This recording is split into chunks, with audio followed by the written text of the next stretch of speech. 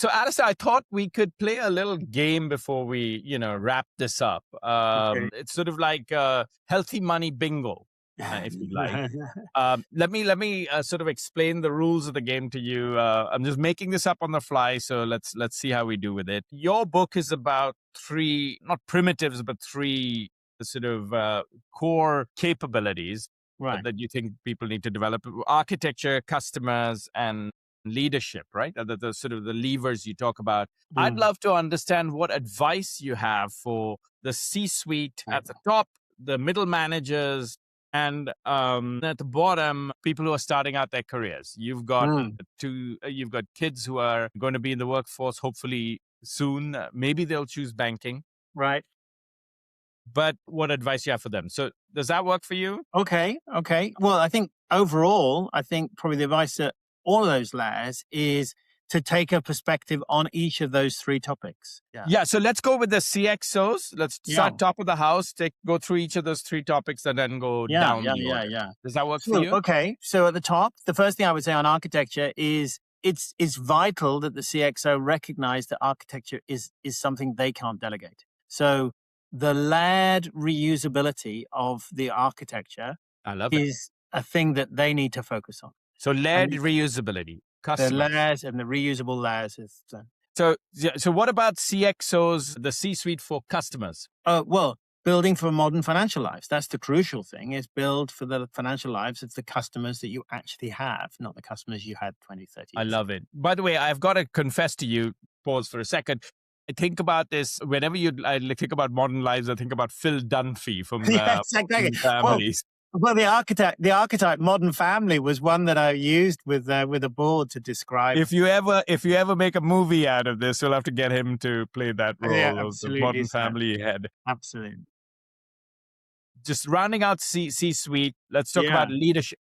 What's the message for leadership? Yeah. Okay. Well, the crucial thing there is customer engineering. It is engineering with the customer in mind. Both words are important, right? It's engineering. That's the C-suite has got to recognize that engineering is not something it delegates, but customer engineering is the way to cut through, not reusing the existing capabilities. Beautiful. And that's what, I think Revolut and Monzo and all brought to the party. I really focus on that kind of stuff. Yeah.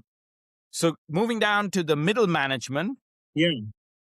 What do they need to think about when they think about architecture? So architecture, to borrow a phrase, I think from Google, steal with pride, i.e. this is about reusability. And reusability has two components. Me building stuff that you can reuse, but frankly, the more important stuff is me being willing to reuse your stuff rather than build my own.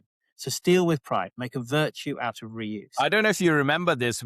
At Standard Chartered, when we worked together, we had a program called FINTECH, but we paid people to copy each other's ideas. We had an award where if you came up with the idea, you got 3 points, but if you copied somebody's idea, you got 1 point or 2 points. And it was an incredible program. And I remember we said plagiarism is okay in this case. And I think that's absolutely right, isn't it? That steal with pride is quite a powerful virtue, I think. What about customers, middle managers and customers? What do they need? It's about customer relevance and customer intimacy. It's about the jobs to be done. Can I focus on the unmet needs of customers' financial lives and focus on the jobs that they need to be done? Got it. And finally, rounding that out for middle managers, leadership. What do they need to think about? Well, leadership there is about reproducing the technology mindset of giving customers more for less. Ensure that every year I'm going to release a better version, like, version 16, a version 17. I'm constantly getting better. More for less every year. Yeah, got it. And now to the sort of the newbies, people who are joining, graduates or young professionals. What do they need to think about in terms of architecture? Well, obviously their ability to dictate the enterprise architecture is a bit limited day one. But one thing I think they could focus on is the two in the box mindset, which is customer oriented people and technology oriented people coming together to solve problems together. So if your first job is in one of the front end retail organizations, find some technology people to work with. If your job is in the in the technology and the coding and engineering part, find some customer people to work with and bring together two in a box as many times as you can early in your Wow, career. that's the first time I've heard that. Where's that from? Is that an Alistair Campbell special? Well, I'd love to say so, but no, I heard it from DBS and a lot of the challenges they generated there. So and I hope that they made it up. Otherwise, they may have it themselves.